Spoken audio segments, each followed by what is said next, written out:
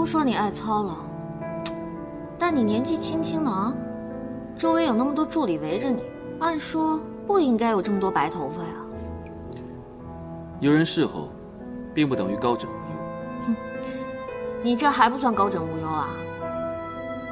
哎，皇上，您看哈，这些日子我总是在你这儿留宿，都是我在打地铺，每天看着您啊在床上鼾声四起的，我着实是觉得过意不去啊。确实有些不妥，那你想如何？要不我上床睡吧？真的床褥，只有自己一个人睡的时候，角度、松软程度、被子的塌陷程度，才刚刚好。你来，我睡不好。去，真是无病呻吟的玛丽苏。玛丽苏，皇上，我保证不会半夜偷偷上你的床，但我有一个不情之请。哎，我听说啊，那个福源寺啊是个求姻缘的好地方。你想去福源寺？我听人说那儿许愿挺灵的，所以呢，我就想去一趟，上炷香，让我早日摆脱打地铺的厄运。其实啊，我就是在这宫里待得闷得慌，想出去转转。如果皇上不愿意呢，那也无所谓。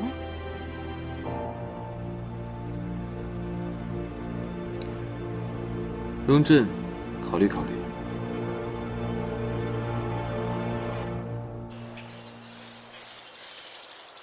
驾！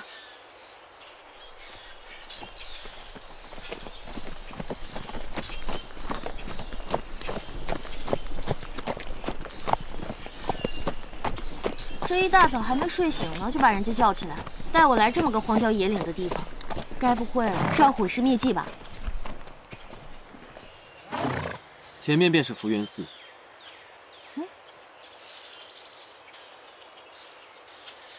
寺呢？这不就是吗？哼，你逗我玩呢？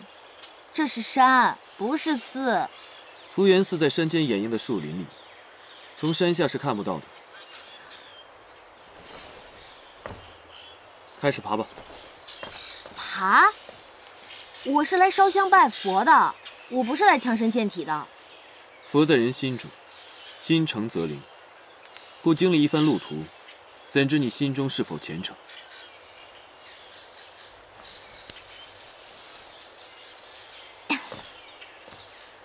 爬，我爬还不行吗？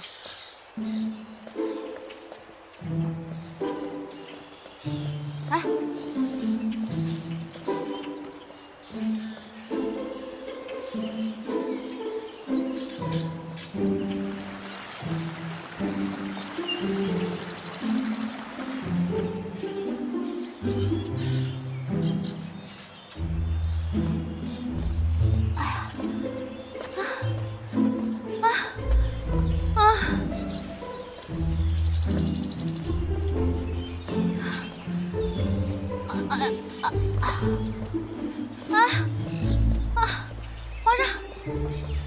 皇上，你体力太好了，我都已经走不动了。在这里稍作休息吧。哎呀，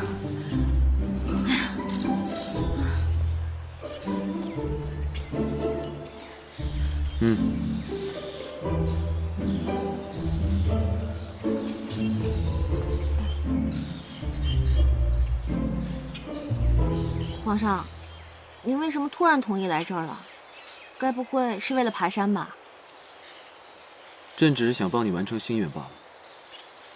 皇上知道鹏鹏的心愿？你不是说过，你是来求姻缘的吗？啊，我是说过，那晚留宿大明宫后，小柔曾提醒我不要以色侍君。可她不知道这句话直戳了我的肺管子，所以我就想来拜拜，希望能和皇上长长久久，和和睦睦。你果真如此想的？如果你此番来福源寺，还有什么别的打算，还是趁早打消那个念头为妙。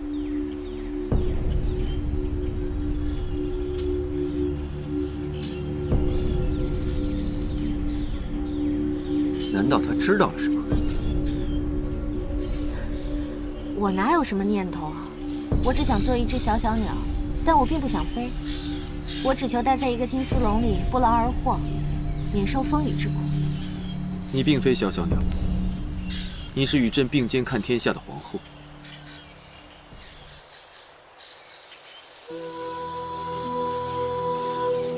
刚才你那番话，几分真假，我自会分辨。近来你总是提及江氏，包括你对她的态度，已说明你有了从前的善妒。啊，我一点都不嫉妒。善妒、善变，甚至虚荣、蛮横，你从前失去的，我都会慢慢给你找回来。我会容你、纵你、宠你、爱你，直到你愿意牵着我的手，与我并肩而立。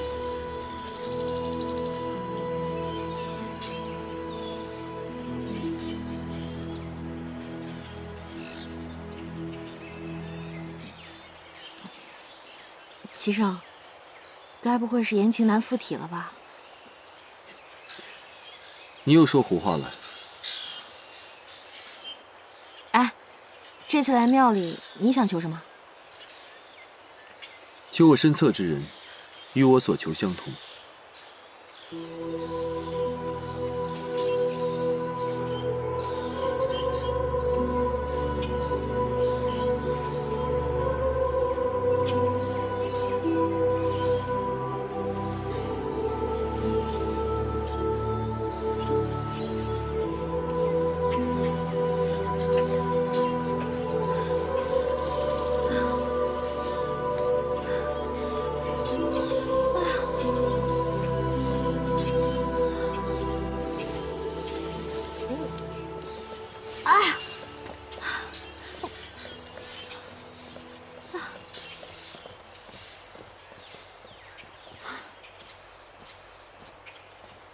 真乃曲径通幽处啊！不过，山间豺狼猛虎多，虽是派人做了守备，但也是小心些好。这种香火旺盛的地方是不会有豺狼猛虎的，皇上你就别担心了。豺狼猛虎不可怕，只怕有些闲杂人等，比豺狼猛虎更要人命。皇上，您说这是哪的话？如果您觉得不放心，咱们现在就回去。不必了，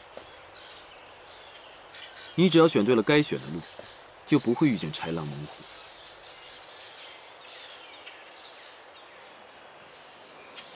形势不对，杨言，你可千万不要出现。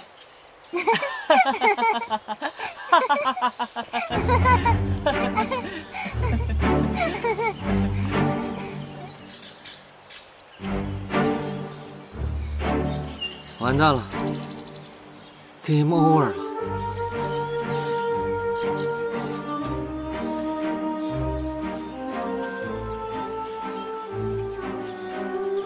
哎呀，真是太巧了，没想到在这里偶遇啊！灵儿给皇上和皇后娘娘请安啦。哎，我这个妹妹演技太过了，免礼吧。娘娘，都说福源寺里面有一片荷塘，是必赏之景，要不咱们也去看看吧？啊，这，哎呀，走吧走吧，走。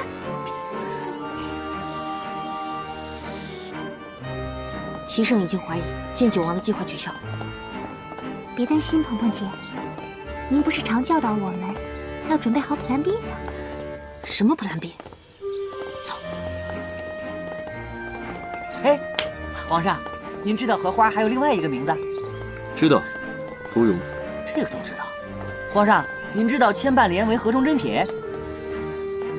皇上，您在听吗？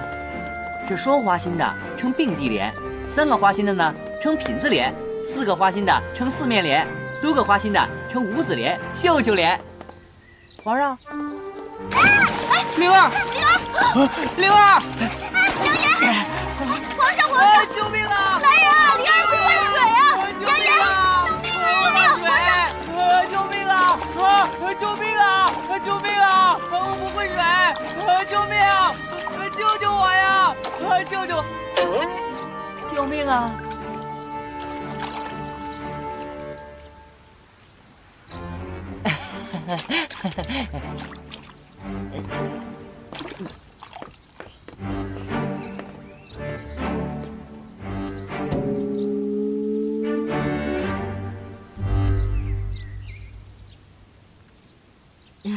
我陪他去换衣服。走。皇上，这水好浅呐。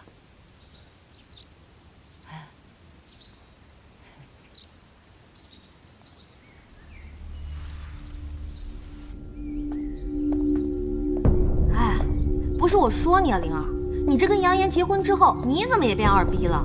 我都跟你说了，今天不适合见九王，你说你还……哎呀，姐姐，您就放心吧，灵儿这个计策绝对不会有人怀疑的。我假装落水，然后再拉您陪我一起换衣服，怎么会有人怀疑呢？再说了，您不是教过我们，Plan B 不行，我们还有 Plan C 呀。你假装落水也敢称作是计谋？你这是简单粗暴。行了，不跟你说了，这个九王今天是万万见不得。为何见不得？这也行？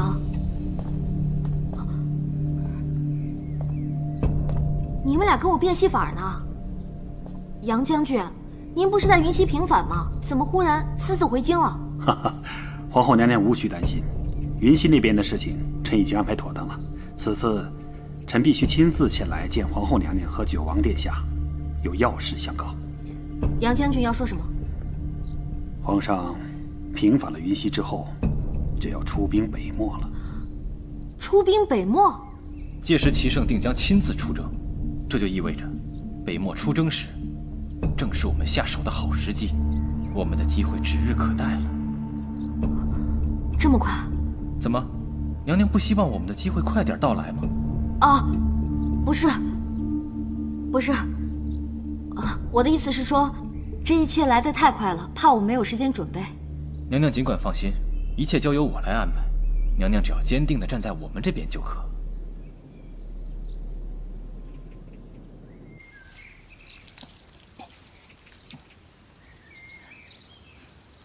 皇上，他们一会儿就出来了。女人就是麻烦，我们家玲玲换换衣服都要等上很久呢。朕很想知道，你和九王那么要好的原因。那臣就说了，皇上您可别生气。免你死罪。实不相瞒，臣虽然是个男人，但臣也是个外贸协会的荣誉会长。九哥他吧，算了，还是不说了。说下去。哦，九哥他乃当朝第一美男子，要模样有模样，要身材有身材，而且有谋，性格又好，又柔情似水。他对谁柔情似水？对我，对我柔情似水。够了。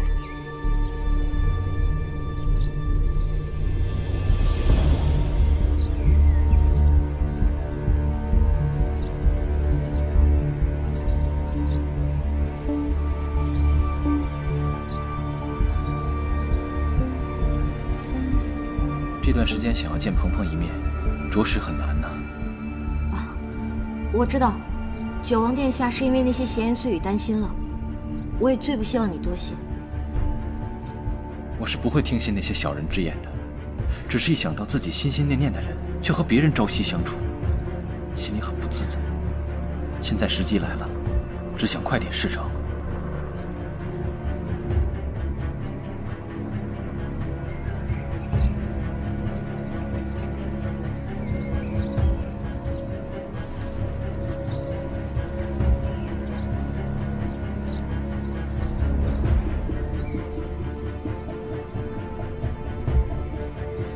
你的用意无非就是让我相信组织，依靠组织，不要动摇嘛。你放心，我是不会动摇的。有此番话，我就放心了。你我都应该明白，小不忍则乱大谋。现在不是计较个人私情的时候，一切事情应该从长计议。不要意气用事。此番话，鹏鹏也要谨记在心。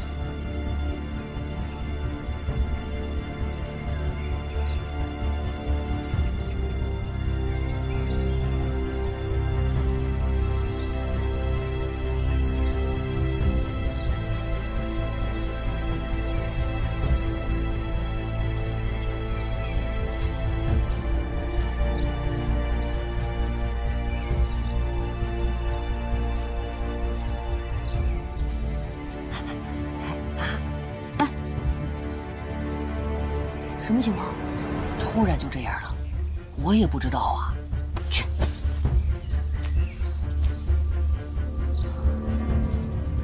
这么都能睡着啊？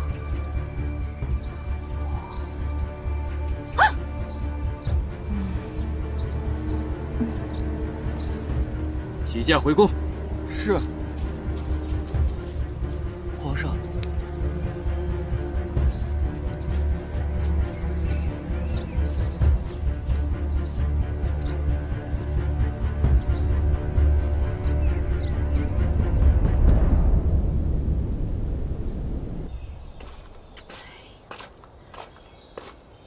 赵王，你可算是来了！快坐，快坐！哎呦，怎么突然这么热情啊？现在啊，也只能凑合让你来当我的军师了。怎么了？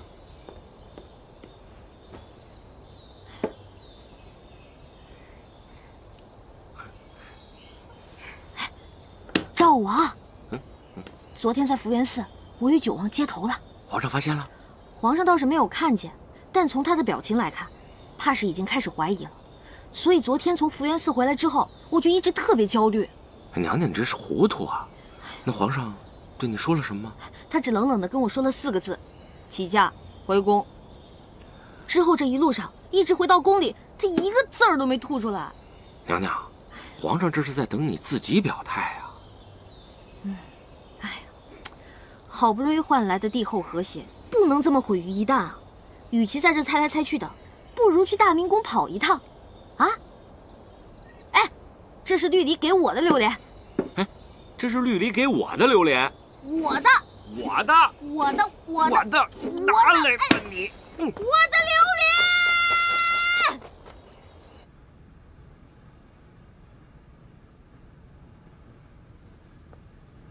皇上，此次这是九王让臣随他去福源寺见皇后娘娘，唯有臣的出现和臣带来的消息，才能稳住皇后的心。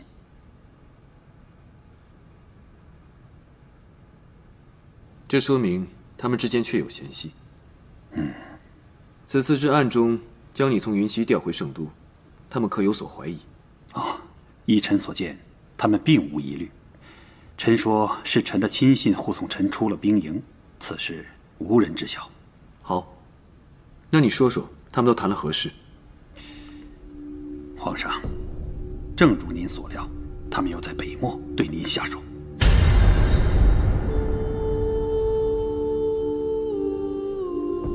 唉，我的逆子扬言，到时候我一定要打断他的狗腿。杨将军，你是朕最信任的人，为南下朝屡立战功。到时候无论如何，朕都会对扬言网开一面的。谢主隆恩。杨将军，快请起。明日你便速回云溪，定要全胜而归。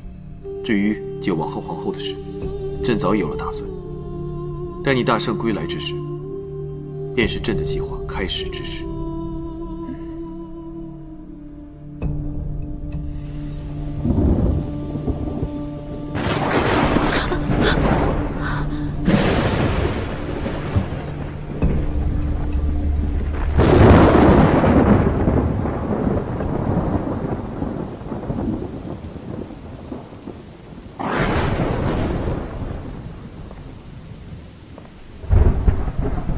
听强公公说，皇后已静候多时了。皇上，臣妾等您多久都是应该的。皇后等了那么久，有事吗？今天晚上，我思前想后，还是有件事情想要跟您说。那天在福源寺，除了杨言，我还见了别人。是吗？还见了谁？杨玉。您都不知道，杨言和张玲玲实在太不懂事儿了，因为一点小事儿就要闹离婚。杨将军害怕了，怕我知道了，以为杨家欺负我妹妹，特地从圣都跑回来调解。喝茶。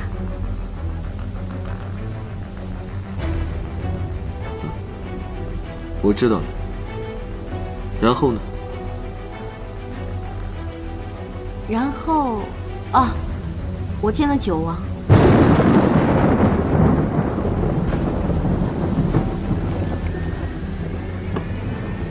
九王也见了，他也是请你去开解杨言和张玲玲的。不，他是来开解我的。实不相瞒，这段时间我因为您，心里满是伤心和委屈。你伤心？九王殿下说，现在帝后和谐不过是个假象，不过是皇上为了稳住江家做出的样子罢了。他还说，如果皇上对我是真心的，怎么会把江氏留在身边呢？当然，我不是想让您把他赶走的意思，您千万别误会啊。那你是何意？我觉得，一个男人对一个女人，只有爱和不爱，没有可怜不可怜。您说您可怜他，但我觉得您对他的可怜，就是对我和江妹妹的不尊重。你要是真的喜欢他，就别让人家名不正言不顺，干脆给人家一个名分。看来，你对朕的做法很不满。也不是不满，只是有点小伤心。朕想问你，如果江氏不存在，我们之间是否还会有那么多嫌隙？不会了吧？谁不想让皇上一心一意地爱着你？也许是鹏鹏奢望的太多了。张鹏，明知道你每次说的都是假话，可是朕却都强忍着怒气。这次朕不想再听了，你走吧。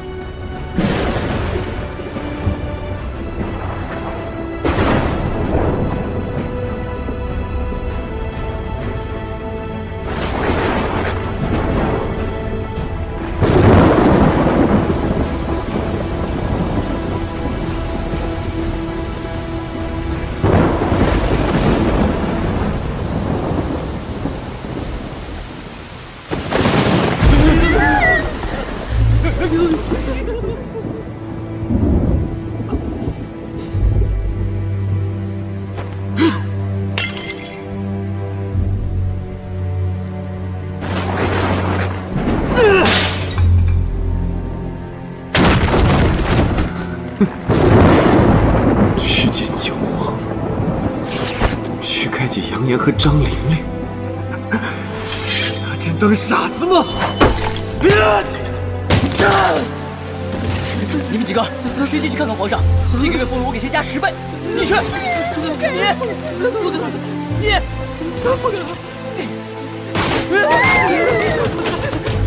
你别跑啊！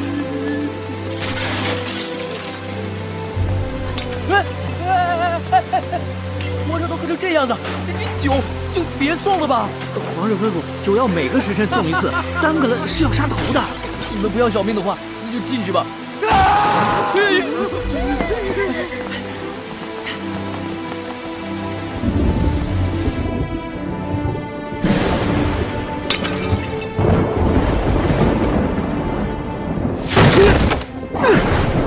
我总是忍你，迁就你，你和我就是不忍心动你一根汗毛。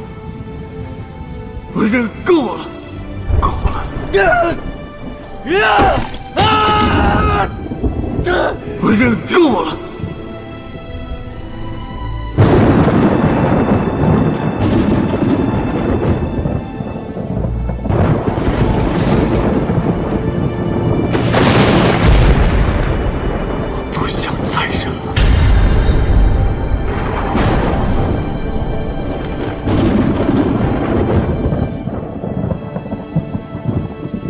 娘，您该休息了。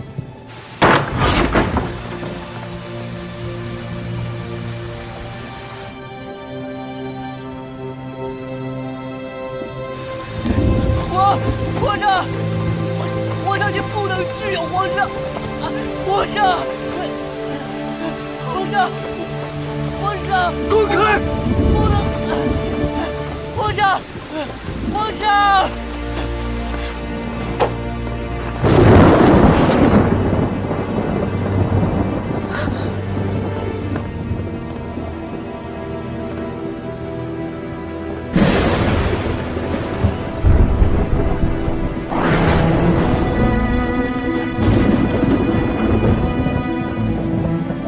皇上，这么晚了，来我这儿有什么事吗？这是朕的皇宫，朕想来就来，想走就走，朕今天就要杀了你！皇上，皇上，你饶了娘娘吧！皇上，皇上，皇上不要啊！皇上，皇后娘娘快走啊！滚开！你，皇上。皇上，你就饶了皇后娘娘吧！我们一起杀！起杀！要杀冲我来，跟他们没关系。你们两个出去！娘娘，出去！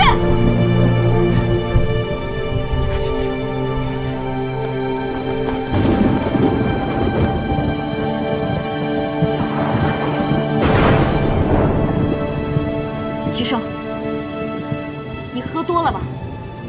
朕没有喝多，朕清醒着的。今天你跟朕说的那些话，朕心里一清二楚。皇上，您说的这是哪儿的话呀？您要是觉得哪儿有问题，我再跟您解释解释。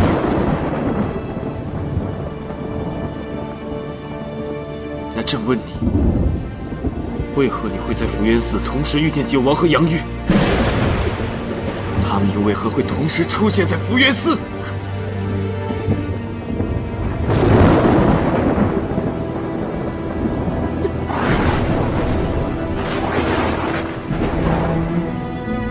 你和他们有什么关系？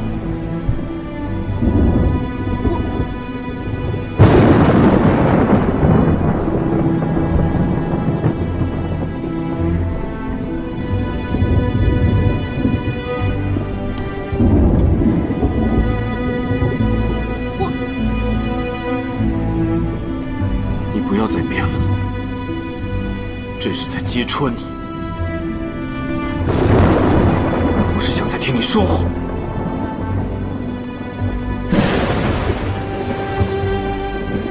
齐胜，有话好好说，别欺负我打不过你，有能耐把剑放下。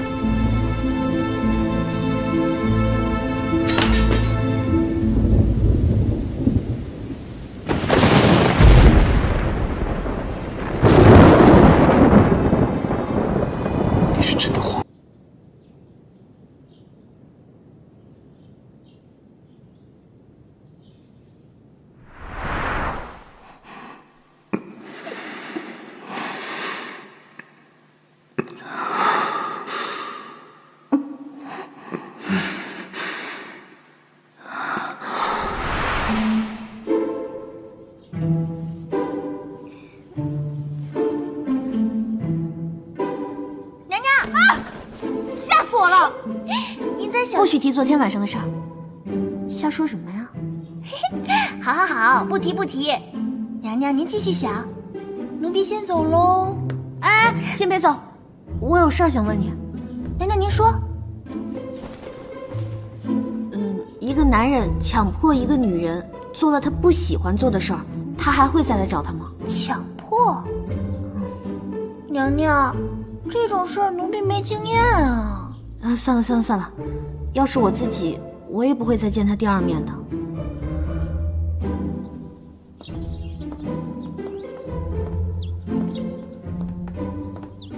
皇上，您早上上早朝的时候就不对劲，您有什么烦心的事，跟奴才说说，奴才就算帮不上忙，也能为您排解排解啊。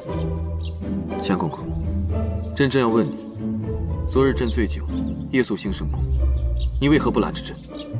皇上，您夜宿皇后娘娘宫中，那我为什么要拦着您呀？那朕再问你，如果朕强迫了一个人做了他不愿意做的事，可是朕又特别过意不去，想去看看他，你说他能谅解朕吗？皇上，您可是95之尊的皇上呀，不存在强迫谁做什么。就算要是做了什么，那也是您对他的雨露恩泽，他会感激您的。朕是说，如果换做一个普通人，他能不能谅解？如果是普通人的话，那就不会了。那如果这个人带着10万分的歉意去见他，会不会得到原谅？那得看是什么情况了。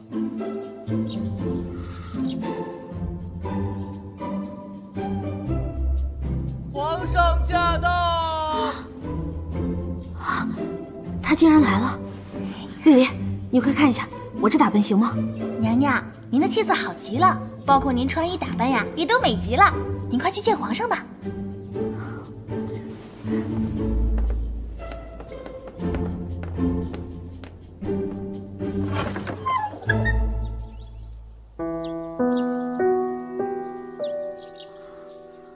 皇上，既然来了，怎么不进屋啊？朕觉得进去说话不太方便，就在这里说吧。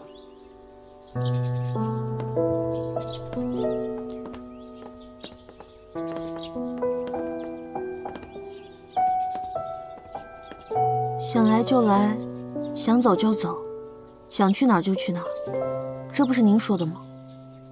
朕今日来就是想告诉你，虽然你是朕的皇后，朕对你做什么都是理所应当，可是朕不喜欢强求别人。做都做完了，说这些不觉得太虚伪了吗？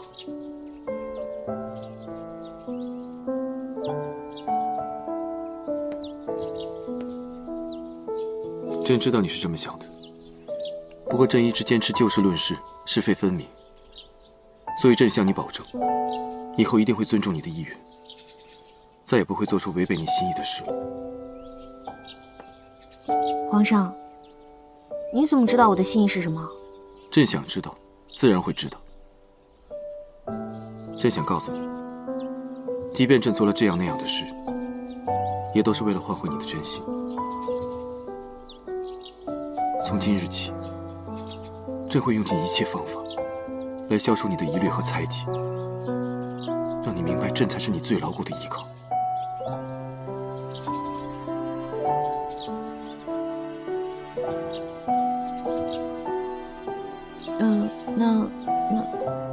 那你打算怎么做？从即日起，朕若是再得不到你的真心，就不会再碰你一根手指，更要与你保持距离。保持距离？你最好说到做到。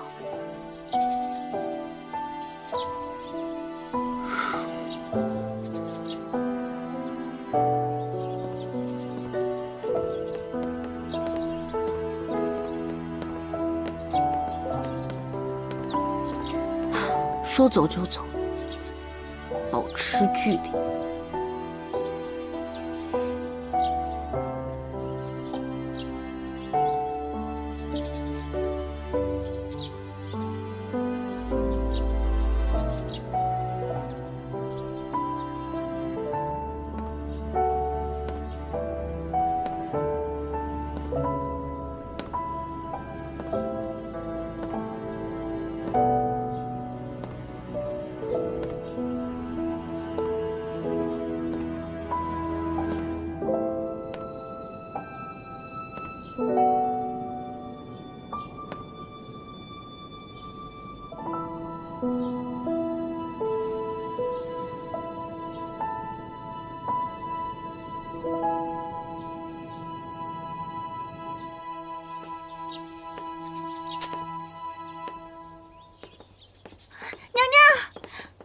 娘娘，据可靠消息称，皇上和强公公去幽兰殿了。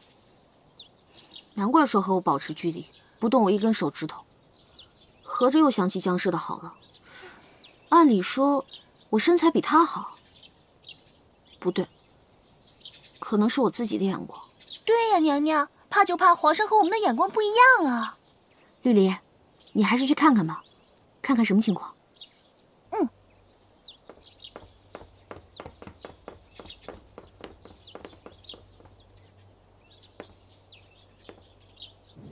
皇上，听说您同皇后娘娘的关系又缓和了许多，奴婢万分为皇上感到开心。明玉，很多时候一脸无辜和表面所显露的善解人意，会成为一把有毒的利器，刺痛他人，更刺痛自己，你知道吗？皇上，奴婢已经不再奢求皇上对奴婢的情感，奴婢只求能留在皇上身边，伺候着你。你留在朕身边，会让朕对心里人更加愧疚，也会让朕误了自己的感情。如此下去，是害了你。朕想给你获得重生的机会，希望你能明白。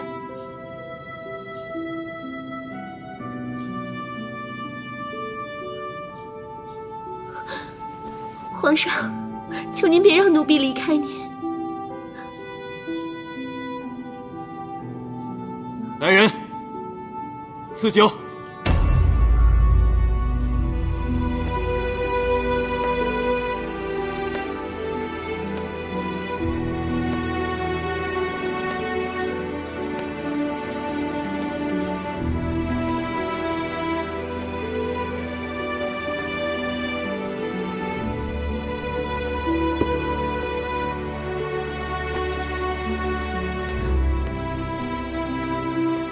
皇上这是要赐死奴婢。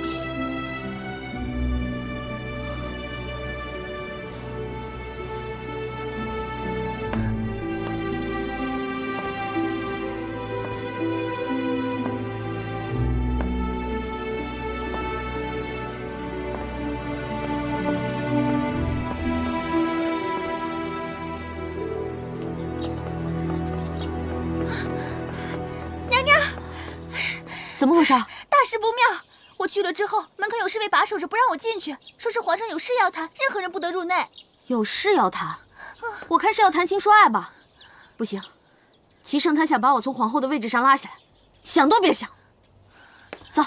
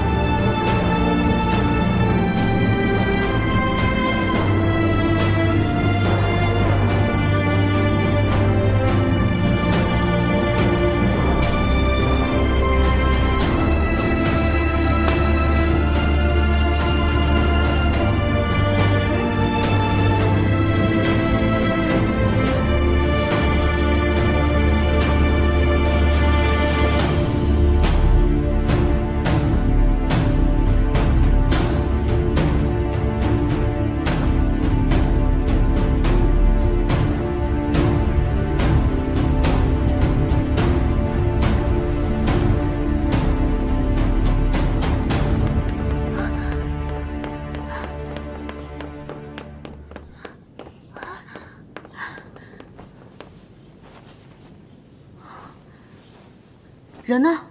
我不知道。参见皇后娘娘。住在这里的人呢？发生什么事了？回娘娘的话，奴才也不清楚，只知道不久前这儿的那位被赐了一壶酒，然后人就不见了。强公公命奴才来打扫。赐酒？齐生不会赐死他了吧？他是怎么想的？娘娘，他这种人，只要不在皇宫里，管他是死是活，何去何从，跟我们也没什么关系了。说的也对，管他齐生是怎么想的，只要江氏不留在宫里，就不会对我造成威胁。走。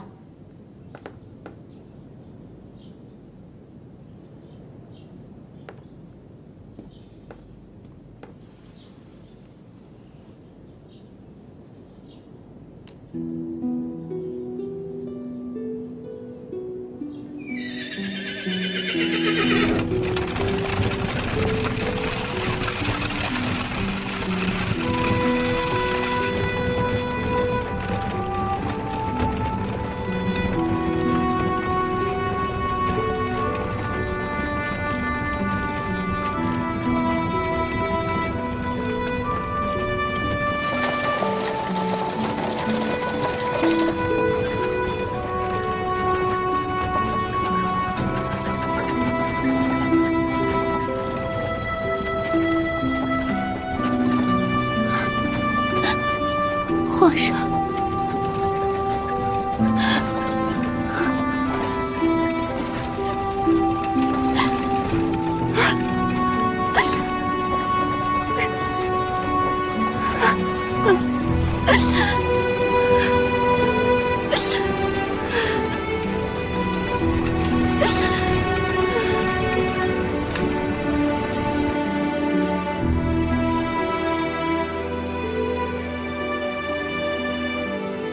报！皇上急报！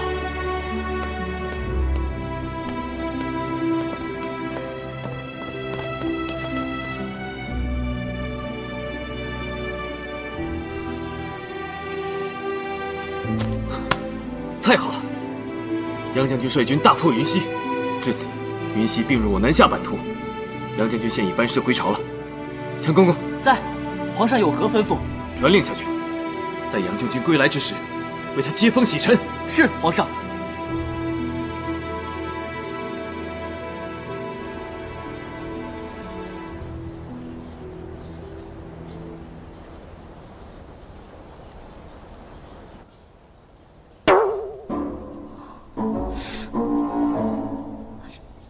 这青春期都过了，怎么还长痘啊？娘娘，娘娘，微臣给您请安。哎呦，张太医，你可算是来了。来，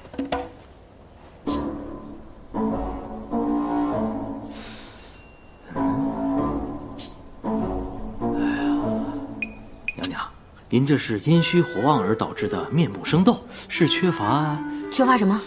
缺乏。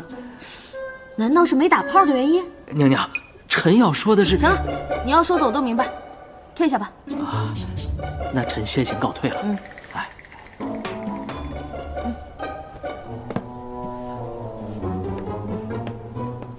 绿篱啊，我有多久没见到齐生了？奴婢也记不清了，大概有1个月了。1个月了。之前是没有让我尝到甜的滋味，我是不知道那是什么感受。现在让我尝了个鲜，又藏着掖着不给我了，你说我能不内分泌失调吗？娘娘，明日可就是为杨玉将军接风洗尘的日子，您这一脸的痘，怎么面圣呀？明天就能见到齐生了。那我这一脸的痘终于有救了。明天。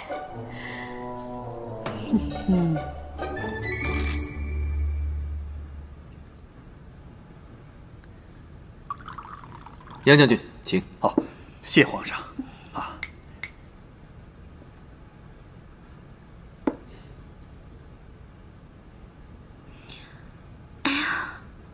好热呀！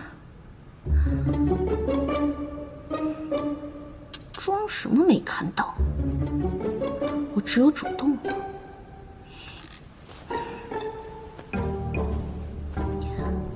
皇上，你怎么都不吃啊？我来给您夹菜。张婆婆，你这是干什么？你说要干什么？你这是在对朕好吗？这都被你看出来了，我是不是太刻意了？那我尽量收敛一点点啊。哎，你不喜欢吃菜，那我给你加肉吧。吃肉才有力气嘛。有力气做什么？哎呀，没什么了。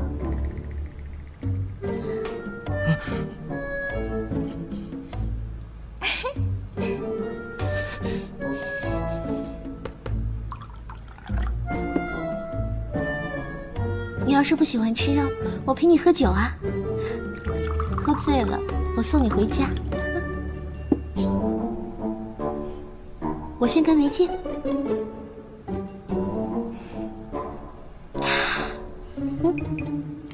张婆婆，朕觉得你还是回到你的位置较为妥当。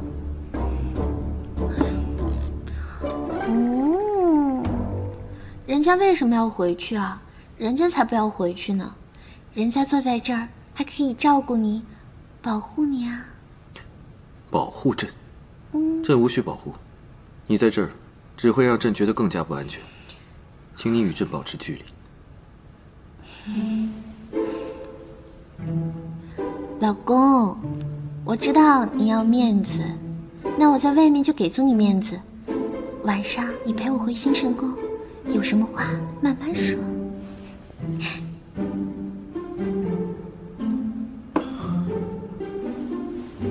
今日是个大喜的日子，朕终于盼回了杨将军。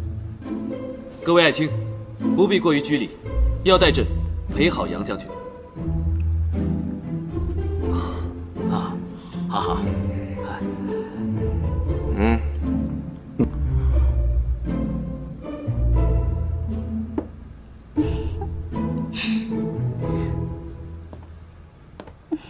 臣等恭送皇上。哎，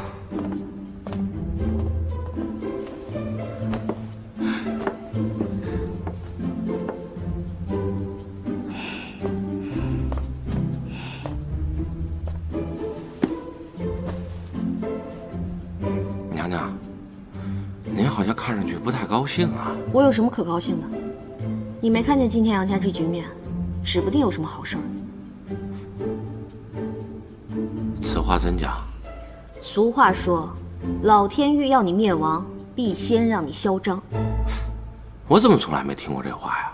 你有没有觉得，杨家一下子受赏良田1000顷，黄金美眷无数，就连皇家在翠山的山庄都赐给了他。这一时间啊，杨氏一族啊，在帝都那是炙手可热，这是不是有点过了？嗨，娘娘，杨家在南下拿下了一大块地啊，这点赏赐根本不算什么。也是。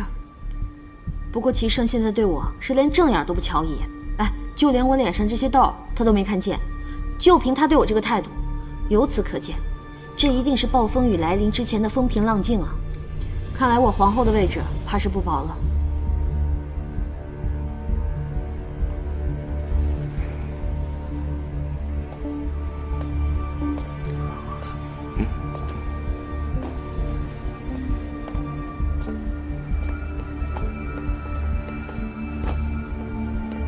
九王，娘娘，你的脸是怎么了？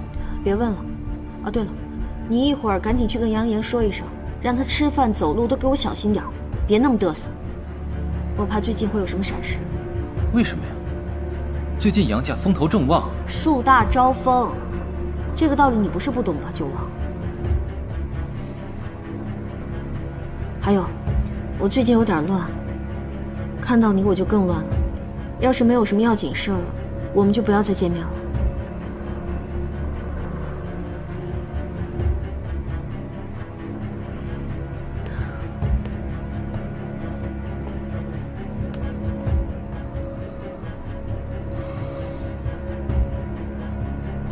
朕的谋划，你等可记清楚了。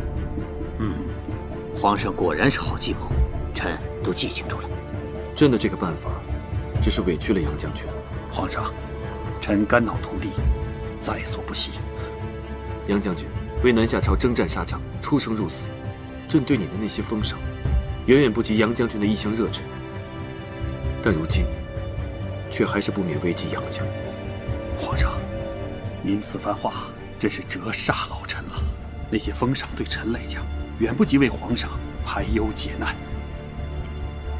朕也是陷入两难之地，才不得不做此打算。如果朕再不做什么，怕是他们真的要反了。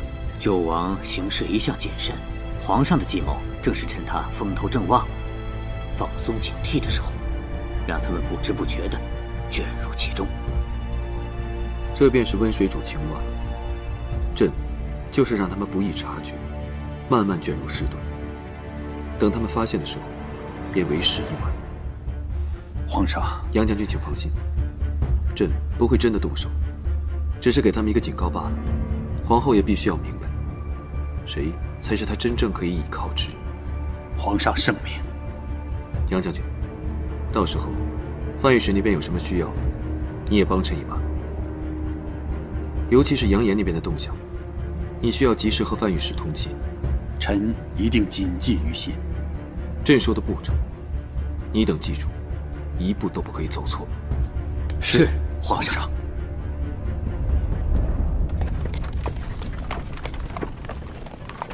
杨家大获封赏，我们更要谨言慎行。这是鹏鹏特意嘱咐的。女神都发话了，那必须遵守啊！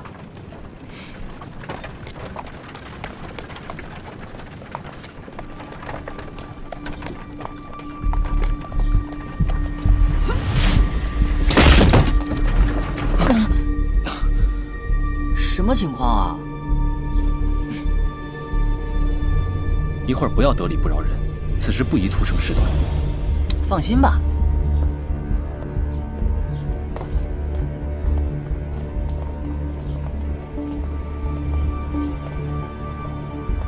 哎，哦，我们的马没受什么惊吓，车受损也不严重。你走吧，不用你们赔了。不用我们赔了，这句话应该我们说才对。赔！这条路本就不宽敞，难免发生事故。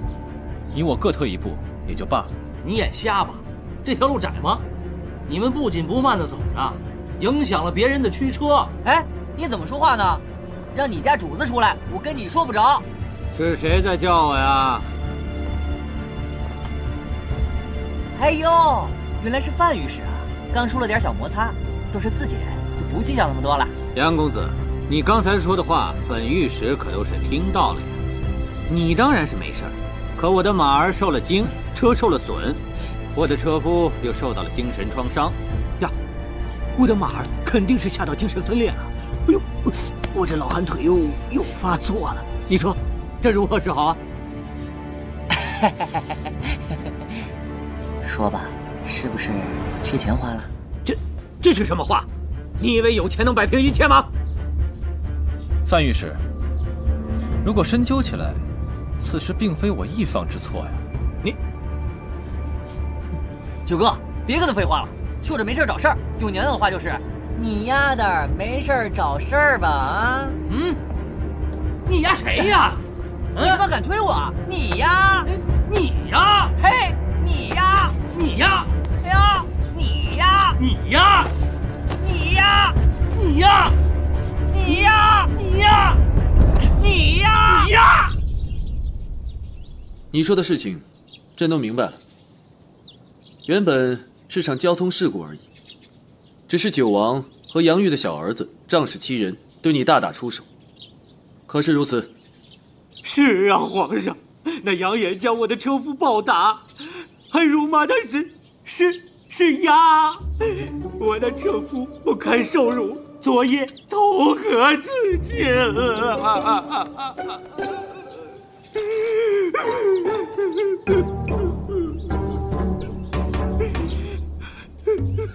各位爱卿，尔等都是朕的心腹大臣，不妨谈谈对此事有何看法。禀皇上，九王那里当人的行事作风，大家早都在背后议论纷纷了。对于那人干的那些事情，大家心头很不满意。确实如此啊！对于他们的种种做法，那简直是罄竹难书啊！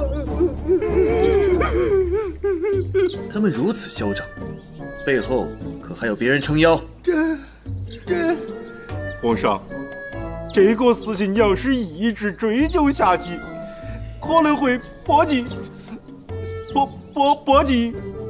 什么？皇后，张家，朕乃一国之君，朕需要顾及谁的颜面吗？皇上，这事儿要是深究下去，确实波及到皇后娘娘和张家呀。对头，还有跟九王关系好的那些王爷也脱不了昭昭。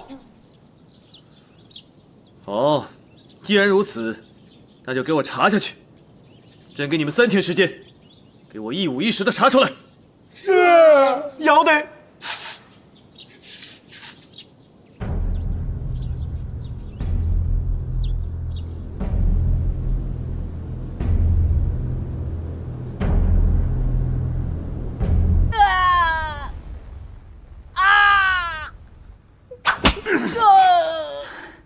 爹，您打我没关系，可是原谅我这次吧。啊！你这个不孝子，你早晚要毁了列祖列宗的英名！我告诉你，从今日起，我不许你再出门了。爹，我不就碰瓷儿了吗？这事儿不赖我。你还敢狡辩啊？你以为你是官2代、富2代，你就能为所欲为、目中无人了吗？我告诉你，如果没有你爹我，你就是个屁！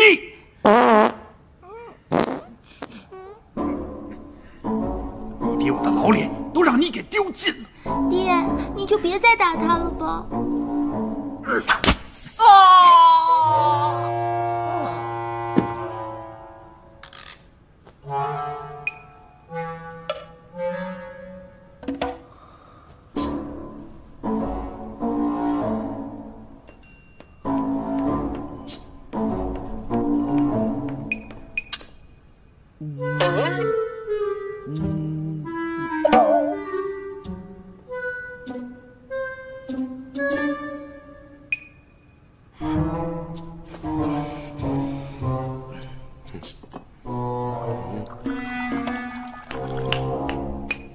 没想到九弟的口味这么重啊！啊，九弟，你怎么还有心情喝茶呀？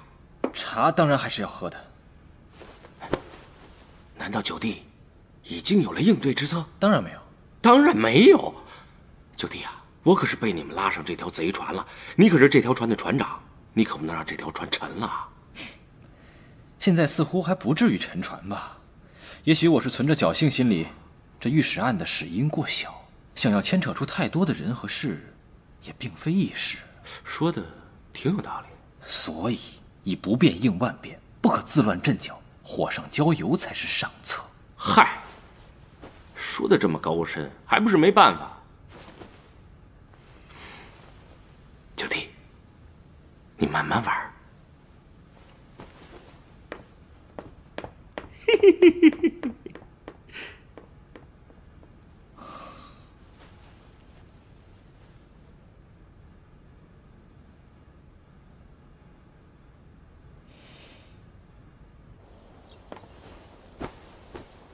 皇上吉祥！免礼。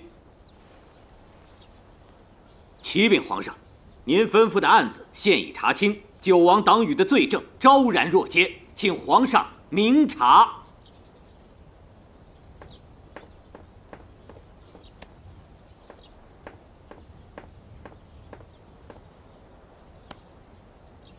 果真如此，你们先说来听听。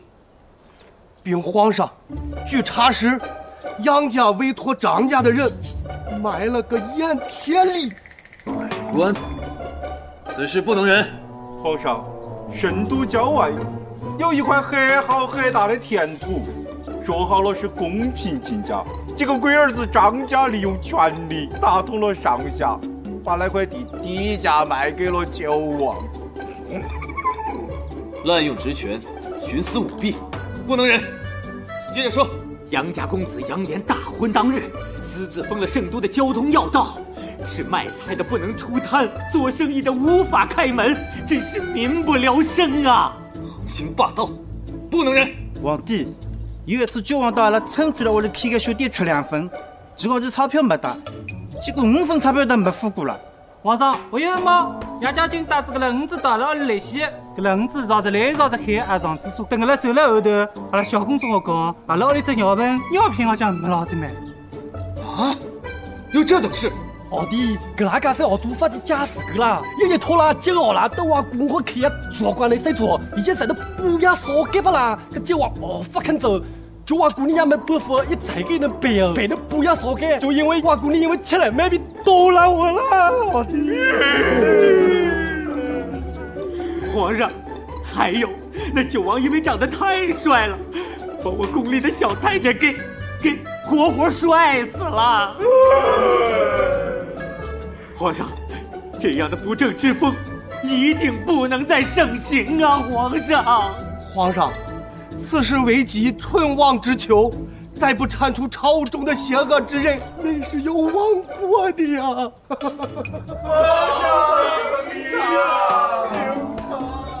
好了，既然事情已经查明，该如何处置，朕自有定夺。谢皇上。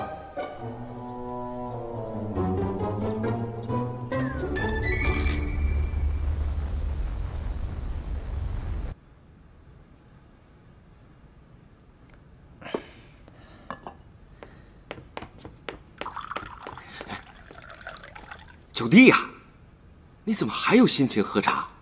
你没听说事情闹大了吗？听说了。现如今啊，皇后和杨延那儿，我们都不便再相见了。现在只有你我2人商量此事，你有什么对策吗？依我对皇上的了解，他若真的想办我们就没有办法。没有办法是什么办法？我也讨厌这种束手无策、如瓮中之鳖的感觉。你以为我不想做什么吗？可是现在无论我们做什么，都已经为时已晚。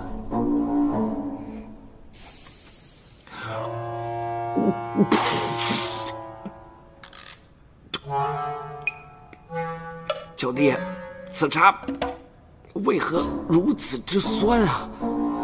我喝的是醋啊。醋？心中太酸，只能以酸攻酸。九弟，你的口味真是重中之重啊！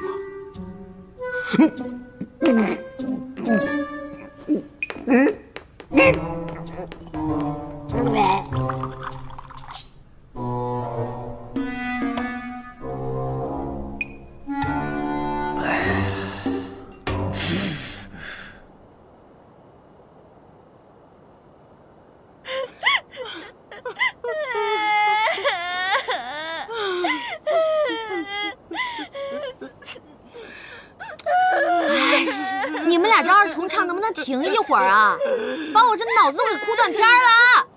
事情发展成这样，娘知道你在强忍着，你别为难自己，想哭你就哭吧啊！是啊，娘娘，遇到这么大的事儿，哪个女人不得痛痛快快的哭一场啊？你别坏了自个儿。齐生他不仅占了我的便宜，还把我逼到这个份上，这也是我万万没想到的。但是当务之急，我们是要想对策、想办法。哭有什么用啊？哭！娘娘，您先别管有用没用，你跟着我们一块儿哭，这样排毒。排你妹的毒！绿篱，我一直没跟你说，你每天把自己画得像个面粉娃娃一样，你这样哭起来可真吓人。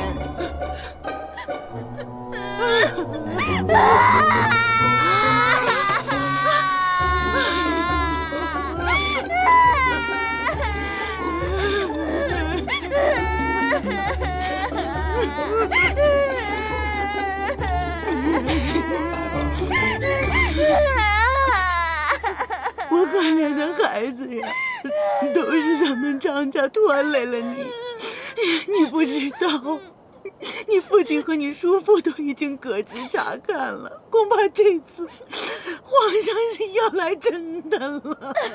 您就放心吧，我一定不会袖手旁观的。原本我和你父亲以为皇上只是树立风气，可没想到那几个御史天天到大明宫去闹，这什么八竿子打不着的破事儿都被他们给抖露出来了。据说还搞了一个什么百人联名上书。现在看来，齐胜这是在表达对我撒谎的不满，才起了这么多事端。我是一个重义的人，这件事情因我而起，我不会让任何人替我担这个责任。难道娘娘你有了妙计？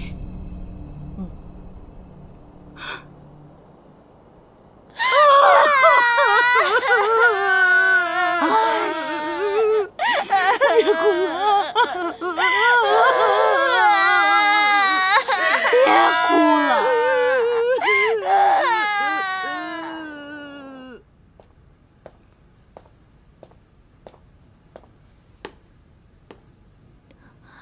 皇上，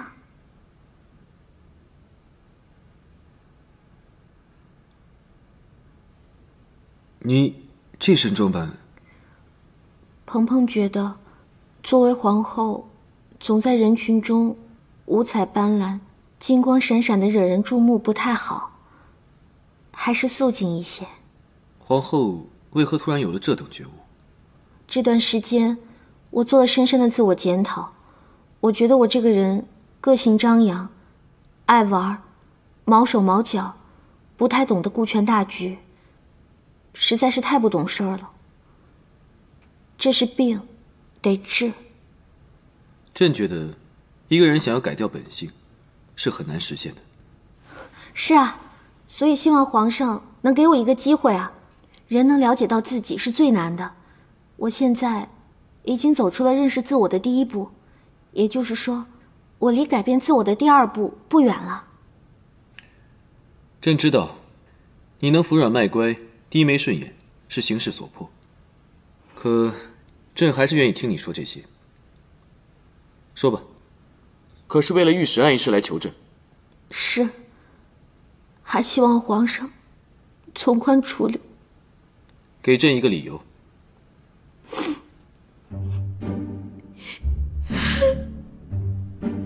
杨爷那孩子还小，年少轻狂，血气方刚，不懂事儿。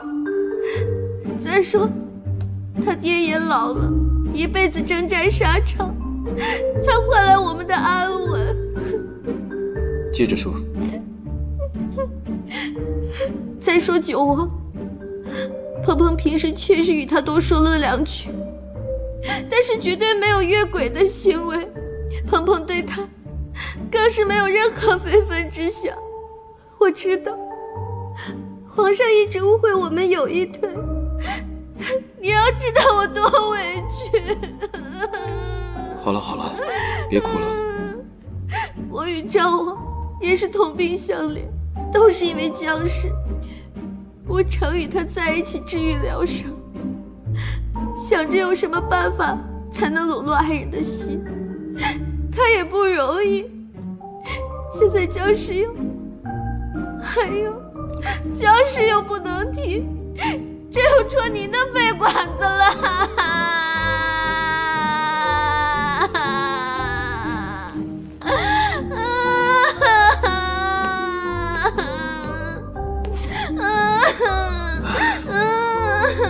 好了好了，不要哭了啊！别哭了，你这个哭法朕可受不了。原本朕只是想给他们一个警告，更想让你明白，你应该依靠的是谁。那还用说吗？我早就想好了，我最应该依靠的就是皇上您呐。但愿你是真的这么想。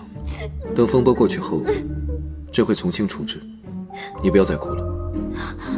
皇上此话当真？君无戏言。皇上，您之前说过要得到我的心，我觉得只要您愿意，那些都不重要，我随时都可以。不管您是哪里不舒服，哪里不得劲儿了，随时来新手宫找我。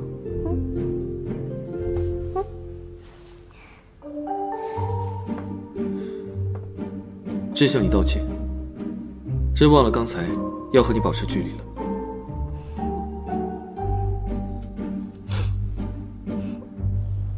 奉天承运，皇帝诏曰：张陵从军中开除，永不复用。杨玉削其爵位，夺其兵权。杨玉之子杨炎收回其宅院2处。九王降为郡王，罚3年俸禄，钦此。谢皇上恩典。这就完了？那我呢？你觉得你还有什么能让朕罚的？你是有官职还是有爵位？你是有房产还是有田地？你是不罚我，可你这更加羞辱了我的人格，践踏了我的自尊，让我这辈子都……够了！这次的事情，让朕给强压下来了。朕只愿你等今后严于律己，洁身自好。都下去吧。臣谢主隆恩。谢主隆恩。哎妈呀！鬼！鬼啊！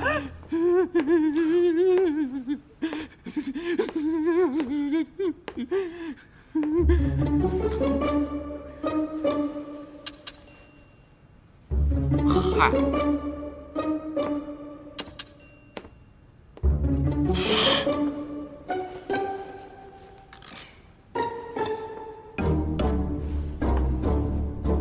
没想到娘娘的装束还真流行起来了。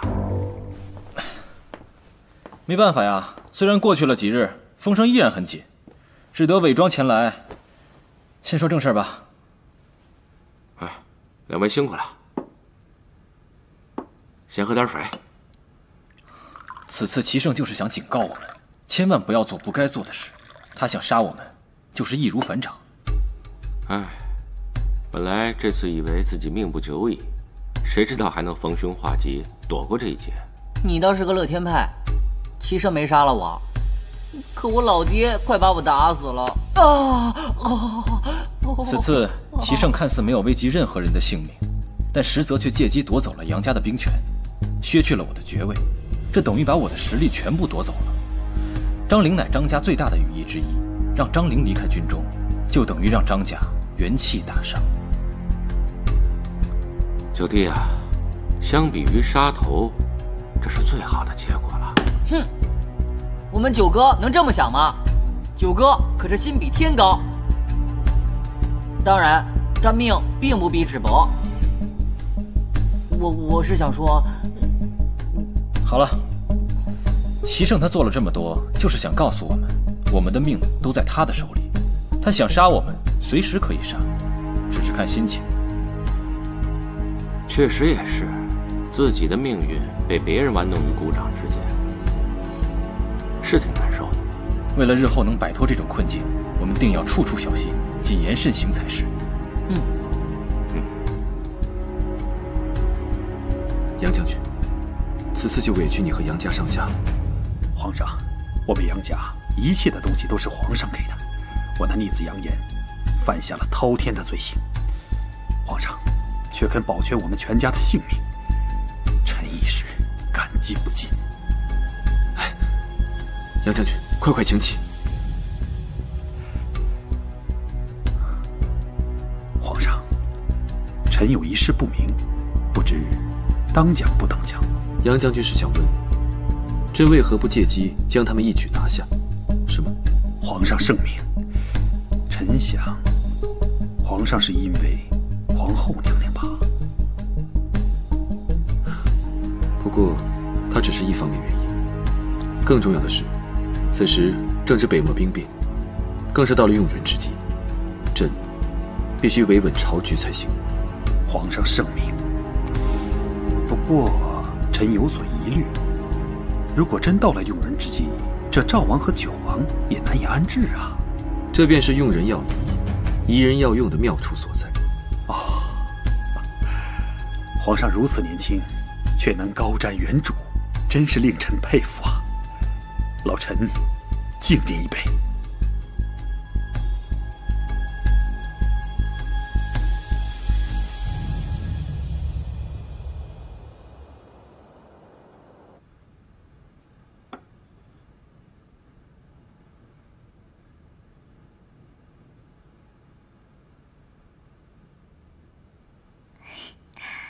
娘娘，咱们这次呀，算是躲过了一劫，这说明皇上是真的心疼您、顾及您呀。让我矛盾的正是这点。齐胜他明明对我们恨之入骨，却不对我们下手，也不愿意和我走得太近，我实在是猜不透，他到底在顾忌什么？还是他另有阴谋？这世上哪有什么人是一眼就能看透的呀？有的人呀，就是让我们留着慢慢看的。怕是齐胜这个人，我这辈子都看不透。我最讨厌自己的命运掌握在他人手里。这件事情，更加告诫我，我要与九王坚定地走在一起。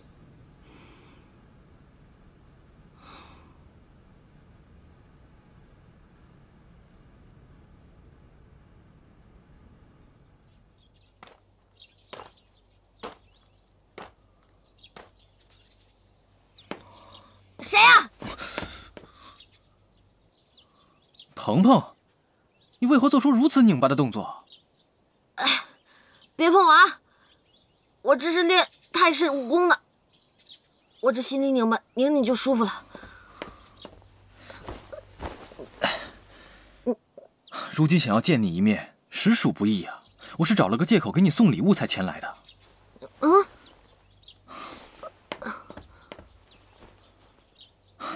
这盒子里的东西是太皇太后送给你的，这个同心结一直是我随身之物，现在我把它赠予你。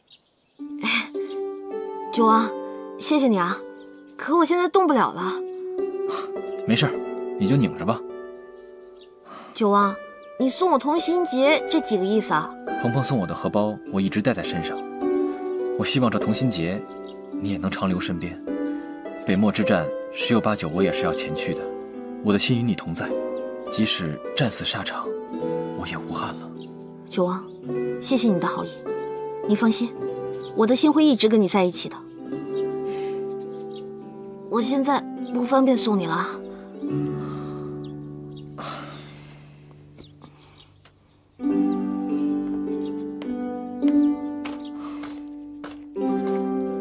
再见啊，慢走。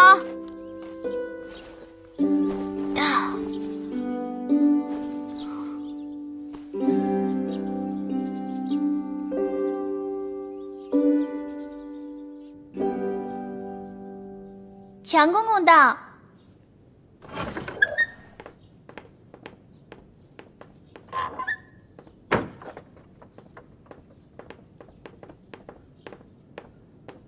奴才给皇后娘娘请安。强公公，你怎么来了？奴才这是给您送皇上的口谕来了。皇上命娘娘于今日午时大明宫书房见。他要见我，为什么要去书房那么神圣的地方？娘娘，皇上还有一个口谕，那就是不得问为什么。就爱跟我玩这种虚的，想见我就直说嘛。你们说他这个是不是叫爱装逼遭雷劈？娘娘，您一定要去啊！皇上说不定给您准备了浪漫大礼呢。大礼？嗯。最近怎么了？怎么都送我礼啊？嗯？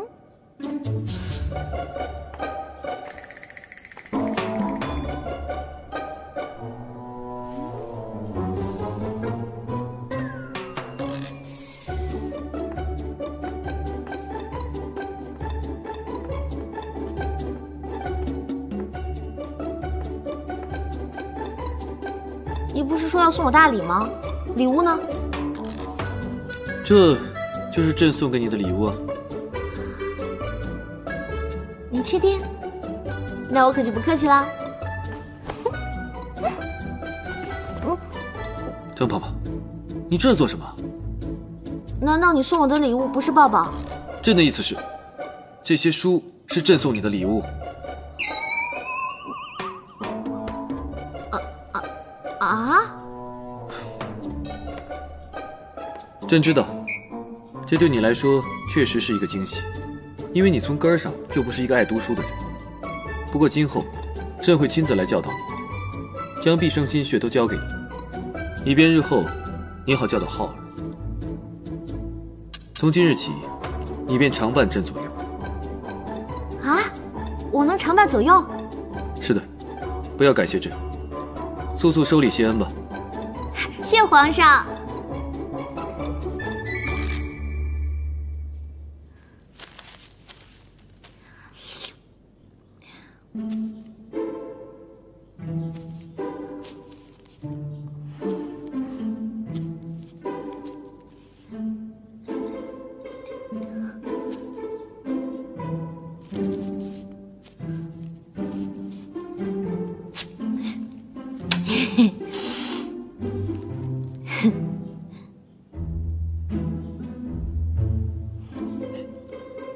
你脸上沾了墨汁，先擦擦脸吧。啊？是吗？人家自己看不到嘛。要不然，皇上您帮我擦。这里没有外人，不擦也罢。朕先看看你的字。